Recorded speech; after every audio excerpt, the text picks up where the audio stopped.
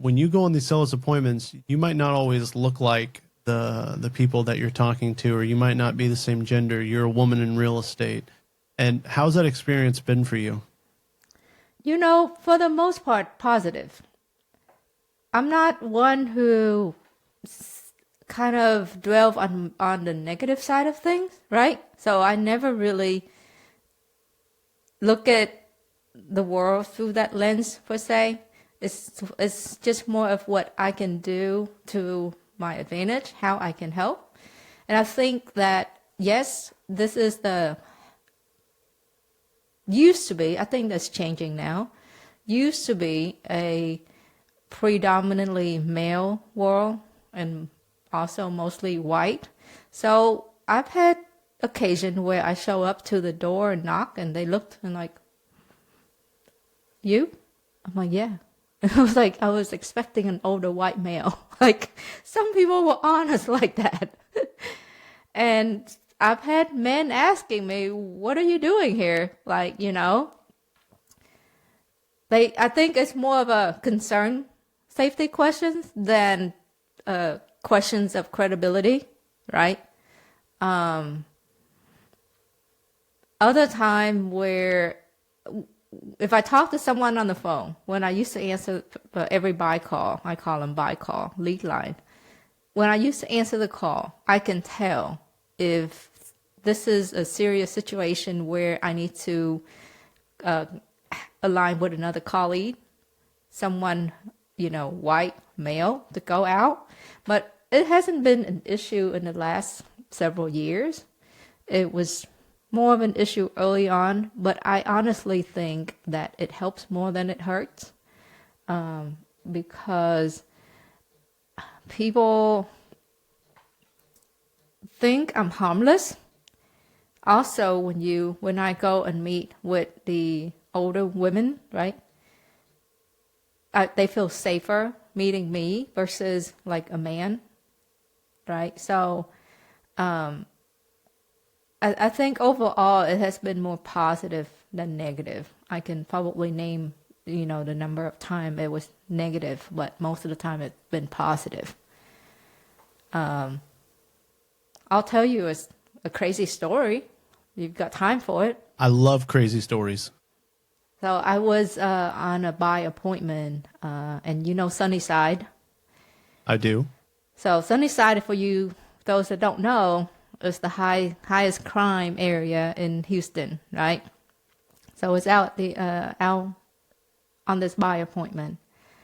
When I showed up, I was talking to the wife the whole time, like on the buy call and all. So I went, and the husband was sitting in the front porch by the car, and he just you know motioned me, like ignore me when I said hi. I went inside, talked to the wife.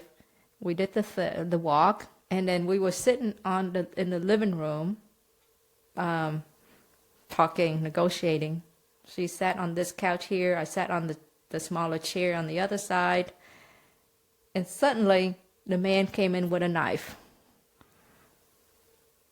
Oh my. And I'm sitting here, and he at the front door, and I'm like, holy cow, what am I going to do, right? He came in with a knife, and he was like pointing the knife at me. And this man is big. He's old. So I was worried, but I told myself, if needed to, I can take him down. That's my crazy head, right? I guess I had no fear. But I was thinking, okay, I need to get out of here, and the only way out is through the front door. Because the back door is too far, and I still got to go in the back and all that crazy stuff. So anyway, he came, and he got a knife, and he was pointing at me, and he was like, look at her face. Look at this face. We ain't doing business with this face, or something like that. Like, you know. And so it felt like it was a long time. I was standing there. I was remaining calm. And his wife was just in shock, right? Thankfully, his grandson came home. and he was pulling his grandpa out of the way, and I just left. But that was a crazy experience. That's probably as the closest I've come to anything threatening. You take the cake. I've not Yeah. had anything like that happen on a buyer's appointment. Yeah. I didn't know that. We, wow. That is quite an experience. You know, you were talking about being a woman in real estate and how it's helped at times. I was thinking when you were telling that story about how sometimes sellers have told me that I can't come look at the property until their husband is home. And I thought maybe that would have been different if I was a woman. She would be like, "Come on over right now," you know. You So could I become like, Michelle. yeah, right. I could just tell them my name is Michelle instead of Michael.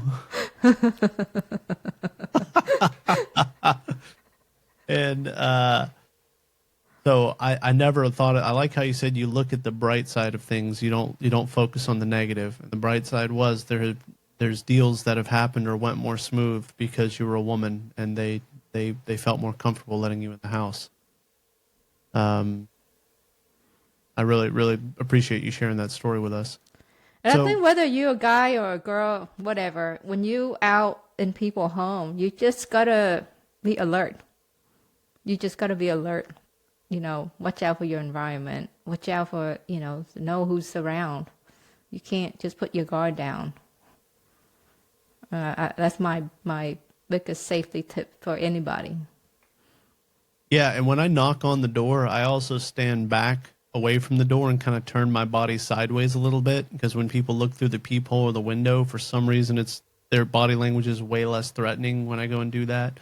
And I never assume I'm getting into the house. I wait for them to invite me in the house. I'm not so brash as to just try to walk into somebody's home. And I've had sellers not want to go in the house, that we've got to go out in the driveway and talk first before we can be invited in and walk the property. So I'm always prepared to do whatever the seller is most comfortable with. But I'm not buying a house without seeing it first.